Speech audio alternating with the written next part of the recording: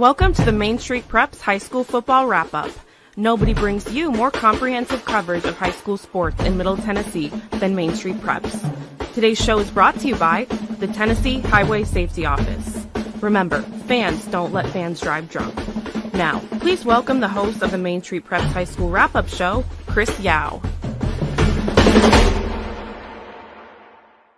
Welcome back into another edition of the Main Street Preps High School Football Wrap-Up Show presented by the Tennessee Highway Safety Office.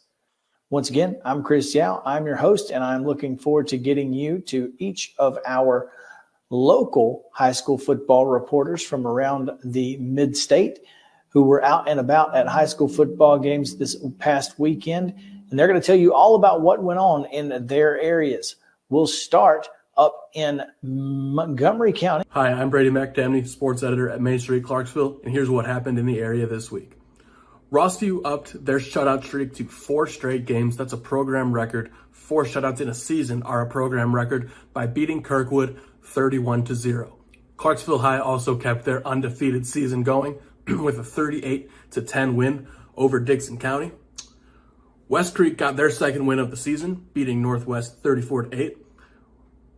Montgomery Central unfortunately took a second loss this season in which they led in the final minute. They also had that against Creekwood. This happened against Whites Creek. They are still looking for their first win of the season. Henry County beat Northeast 52-14, and Clarksville Academy lost to Collinwood 40-7. For more football content, follow me on Twitter at Brady_MSP. We'll stay up in the northernmost part of the coverage area as Robertson County, and David Wilson has a report from Robertson County. David? Hey everyone, my name is David Wilson, sports reporter for the Robertson County Connection, here to give you a quick recap of Week 6 of the high school football season. 2 main matchups that dominated the headlines here in Robertson County in Week 6. The 81st all-time meeting between White House and Greenbrier, and for the 7th consecutive season, it was the visiting White House Blue Devils that claimed a victory over their Robertson County foe. Running back Michael Albin for the Blue Devils had 3 total touchdowns this week. 2 of them came on the ground in his 141-yard rushing performance. The other came on a kickoff return for a touchdown. Greenbrier quarterback Nolan Carson did not play this week. He was injured, and so Travaris Flood took the snaps for the Bobcats. He had over 200 all-purpose yards on Friday night, but the Greenbrier could not get it done this week. And then the MyTV 30 game of the week, Smith County going on the road to hand East Robertson their first loss of the year in a 14-7 final. East Robertson had 6 turnovers that really helped boost the Owls to a road upset to give them the edge in that region and put them in the driver's seat. Quarterback Casey Young had 3 interceptions, and then Isaiah Groves had a costly turnover, a fumble late in the fourth quarter that helped quarterback Riley Martin for the Owls deliver a go-ahead touchdown pass to Key Harris to give the Owls the road victory. White House Heritage picked up their first road win of the season under Scott Murray this week. They turned to 2-0. They moved to 2-0 in their region with a 20-14 win over Sycamore. Freshman quarterback Xavier Murray was 10 of 11 passing for 175 yards and 2 touchdowns. Running back Adrian Bonilla had over 105 yards on the ground and a touchdown. So the Patriots continue their great start, moved to 2-0 in their region. Springfield picked up a huge win in their region, a 35-0 victory over Portland this week. Clarence Cobbins, the two-way star, is at it yet again. He had 3 catches for 73 yards, 2 touchdowns, had 29 yards rushing on the ground with another touchdown is there as well. Had 2 returns on special teams for 92 yards, and then had 2 tackles as well. So doing it on all 3 phases for the Yellow Jackets. Quarterback Parker Betts was 7 of 9 passing for 115 yards, 2 touchdowns, and 1 interception. And then finally, Cheatham County went on the road and picked a 20-13 victory over Joe Burns. Joe Burns and Amari Cotton was responsible for both of their touchdowns, but Joe Burns falls in their homecoming game versus the Cubs. That's it for Week 6 of the high school football season in Robertson County. We look forward to talking to you next week. Looking forward to more from around the north end of the coverage area, but let's go all the way to the south where Wade Neely has a report from Pulaski and Giles County. That's right, guys. 2 games and 2 wins for our area squads as Richland goes on the road and picks up a nice 18-14 win at Huntland. They're now 3-3, but most importantly, they are 2-1 in that very difficult Region 5A. Giles County, meanwhile, gets a 45-18 victory versus Lincoln County. Bobcats are now 3-2. Kind of handing out some helmet stickers for the Raiders. It was Luke Eastlick with 2 rushing touchdowns at 87 yards on the ground. But it was the Raider defense making a big stop late in the game. They forced a couple of turnovers in that contest, but one right at the end that helped secure the win over Huntland. As a great win again for head coach Nick Patterson and the Raiders. Giles County, meanwhile, it was Kareem Bryant who was the star of the show as the junior wide receiver got things going early with a special teams play. He flew off the edge and blocked a punt on the opening drive of the ball game, setting up Giles County with a short field. Kareem would also go on to have 5 catches, 3 of them for touchdowns. He had nearly 100 yards receiving. Johnny Jackson had a great game passing for Giles County, and Kamari Turner had a great game passing, rushing, and receiving. It was a great all-around performance for Giles County in the win. Bobcats now play their final 4 games of the regular season, all in region play, beginning with a trip this Friday night over to Watertown. First ever meeting between the 2 schools as the Purple Tigers started off 2-0, but they've now lost 4 in a row coming into this one here this week. Richland, meanwhile, the Raiders, maybe their biggest game of the entire season, and it will be played at home. It'll be homecoming Friday night as Richland welcomes Collinwood. The Trojans come in. They've got a lot of momentum. They've been kind of the cream of the crop in the region thus far, and Richland will try and slow them down. If Richland can get a win versus Collinwood, they are right back in the thick of things in terms of possibly even a top 2 finish in that region and the corresponding home playoff game that would go with it. Those are our area squads. It was a great week for us here as we send it back to you guys. Wade Neely signing off, sports editor of the Pulaski Citizen. County. We've also got reports from Lawrence County and South Williamson County, and that's Maurice Patton who has a report now. Yeah, thanks, Chris. It was a tough week 6 for our area teams here in Murray County, in and around Murray County. One of the exceptions being Summit picking up a big Region 6-6A win.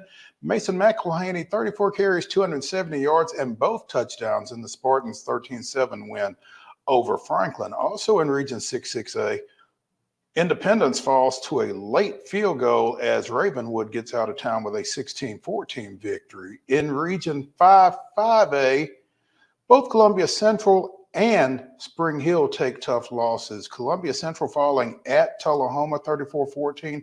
Spring Hill dropping a 35-12 decision at home to Lawrence County. In Region 5-2A, Mount Pleasant goes on the road, gives up a 304-yard rushing performance to Lewis County sophomore Micah Godfrey in a 43-14 loss. The only redeeming quality coming out of that one for the Tigers is Darian Meza with an 85-yard kickoff return. Also, best wishes going out to junior defensive lineman Connor Scherer, who during a scary moment in the third quarter just collapsed on the field between plays. Had to be tended to by first responders there on the field, was taken to Murray Regional Medical Center for evaluation, and later went home. He was home resting on Saturday and seems to be fine. So keep your fingers crossed for him to continue to be fine there. Also in Region 5-2A, Summertown gets out to a big lead, 25-7 at the half, winds up falling to visiting Harp at 33-25 there. Another tough loss for the Eagles, who are still winless on the year under first-year coach Dan Winfrey. Loretto, in the meantime, getting a big performance out of former backup, now starting quarterback, Mason Tidwell, 284 yards and 4 passing touchdowns as Loretto defeated Hickman County 37-14. Who are we missing?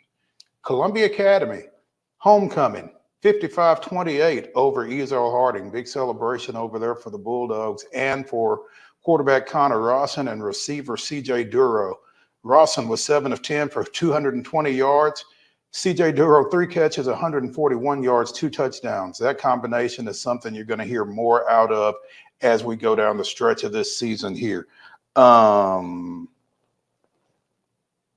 That's pretty much everybody. Zion Christian in 8-man falls to Chattanooga Grace 48-22. That's our week 6 coverage of high school football in and around Maury County. And for more, be sure and go to mainstreetmaury.com and pick up this week's print edition of Main Street Maury. Our first break of the day. When we come back, more from around the mid-state on the Main Street Preps High School Football Wrap-Up Show. We'll be right back after this. It was just a few drinks. I'm good. I thought it was good. After every game, we always have a few. It's no big deal. It was no big deal. Hey, I can hold my liquor. I thought I could hold my liquor.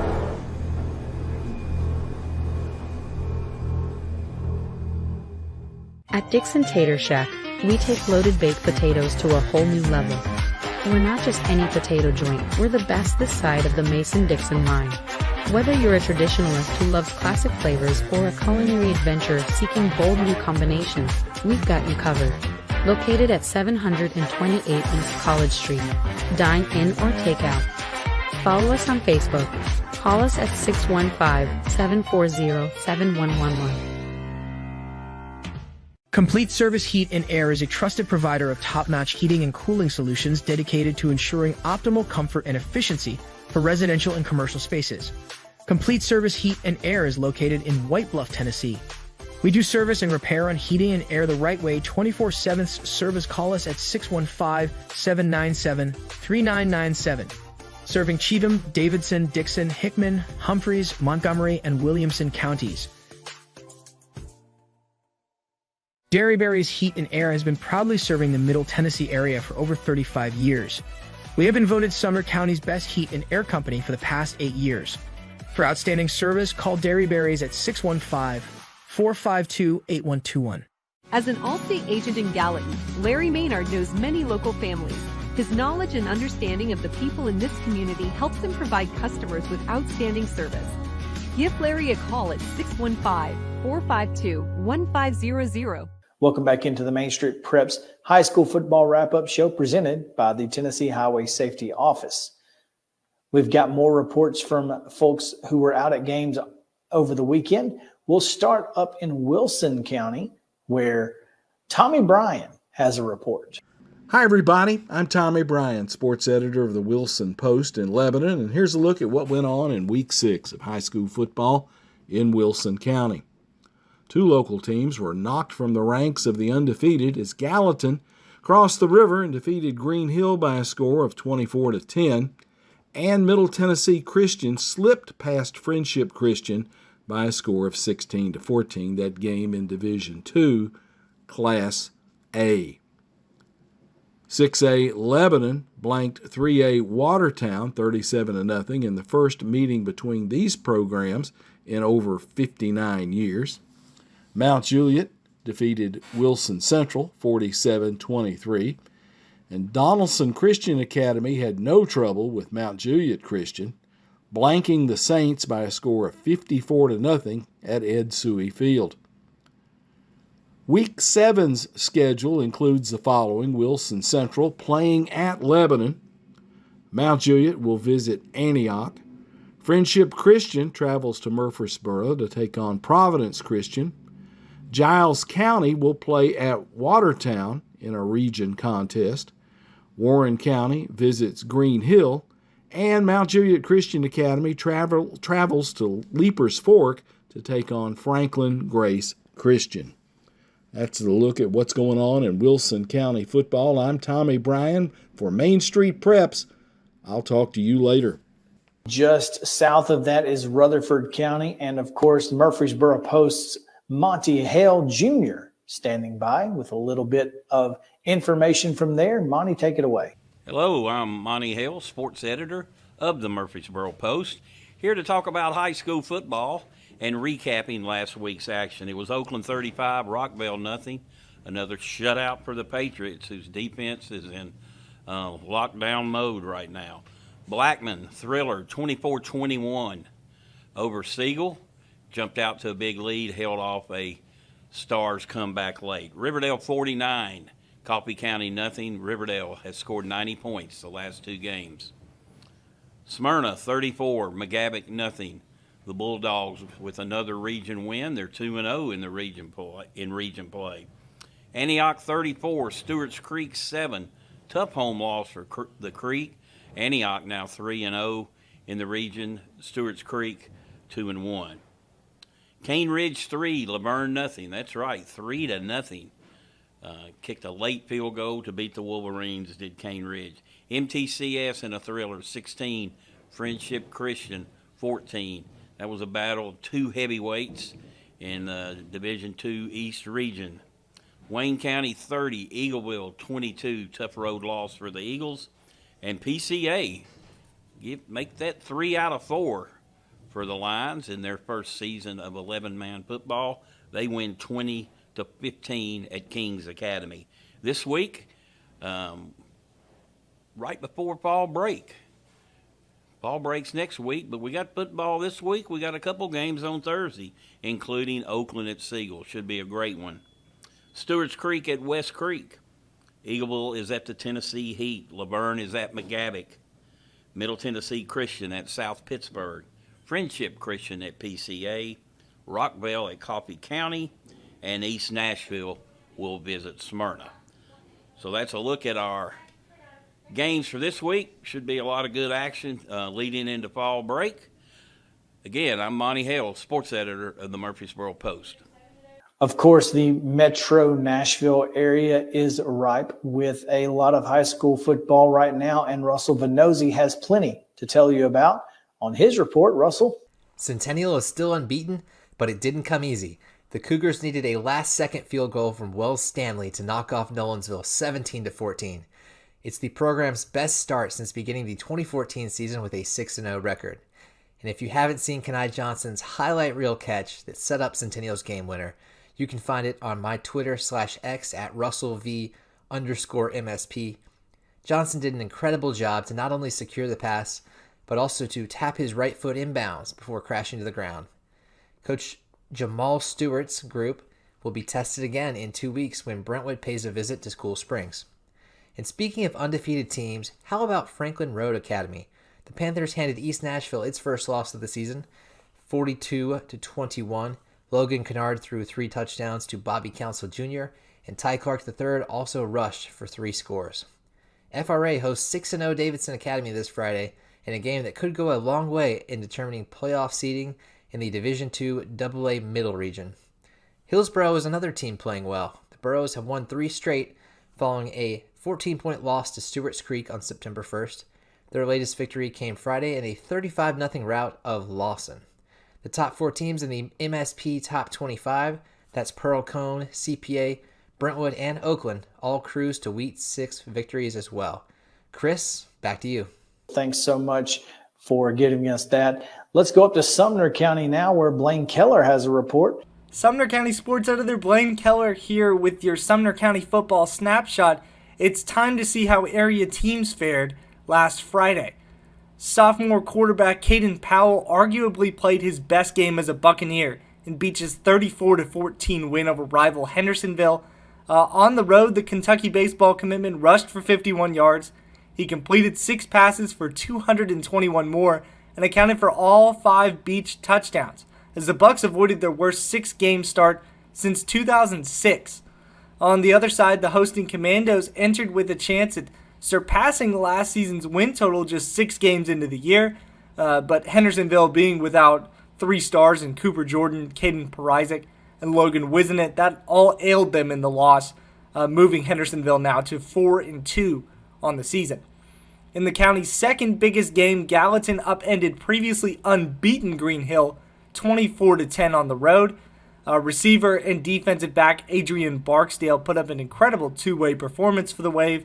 He picked off Green Hill quarterback Kendon Burrows twice and caught 3 receptions for 42 yards, being the team's second leading receiver for Green Wave quarterback Jackson Straub, another sophomore. He threw 3 touchdown passes in the win, bringing his total to 18 on the season and giving him Gallatin's all-time single-season passing touchdown record. So a couple of big performances like last week, carrying over this week in Sumner County as the season progresses. Other scores to note from across the county: Liberty Creek scored 28 points in the third quarter to separate itself from Westmoreland 42-14. White House defeated Greenbrier 30-10 without much opposition from the Bobcats. Pope Prep fell 36-15 at previously unbeaten and still unbeaten Davidson Academy. Portland lost 35-0 against Springfield, and Station Camp fell 55-0 to 4A Power and region foes Pearl Cone. That was your Sumner football snapshot. Back to you guys. Out in Dixon and Cheatham counties, where Casey Patrick is standing by. Hi, my name is Casey Patrick. I cover sports for the Dixon Post and the Cheatham County Exchange. We're going to do a quick rundown of the Week 6 football action. We'll start with the game I was at on Friday night, the Sycamore game. The War Eagles lost a close one, 20-14 to White House Heritage on homecoming. Sycamore moves to 0-6 on the year. They will face Maplewood, who is also 0-6. One of those teams are going to get their first win of the year. I think it could be Sycamore. Maplewood's been shut out 3 times this year. So we'll move on to the next team. Cheatham County Central, they defeated Joe Burns 20-13. They moved to 2-4 on the season. They do not have a region match coming up on Friday, but they do have homecoming against Hickman County. And then we'll finish it off in Cheatham with Harpeth, who they moved to 2-4 with a win. One of the biggest comebacks in the entire state on Friday night. They were down 25-7 at half. They come back to beat Summertown 33-25. Then we'll move to Dixon County. Dixon County with a 38-10 loss to Clarksville. Clarksville's been running through everybody this year. But Dixon County's got a chance to get back on track with a region matchup against Rossview on Friday night. Rossview is 4-2. They lost their first 2 games of the year, but they've won 4 straight. All of them shutouts. Rossview has not allowed a point in the month of September. So Dixon County, a big matchup coming Friday night. Creekwood, they moved to 2-4 with a 24-7 loss to Fairview. They will be on the road against a very strong Marshall County team. My name's Casey Patrick, and that's the Week 6 report. Folks, that's going to do it for this edition of the Main Street Preps High School Football Wrap-Up Show presented by the Tennessee Highway Safety Office. Look forward to seeing you guys again next week right here on Main Street Media Television. You have been watching the Main Street Preps High School Football Wrap-Up Show with Chris Yao. Nobody brings you more comprehensive coverage of high school sports in Middle Tennessee than Main Street Preps. Join us each week at this time on Main Street Media TV to get the latest news about high school football. The Main Street Preps High School Football Wrap-Up Show was brought to you by the Tennessee Highway Safety Office.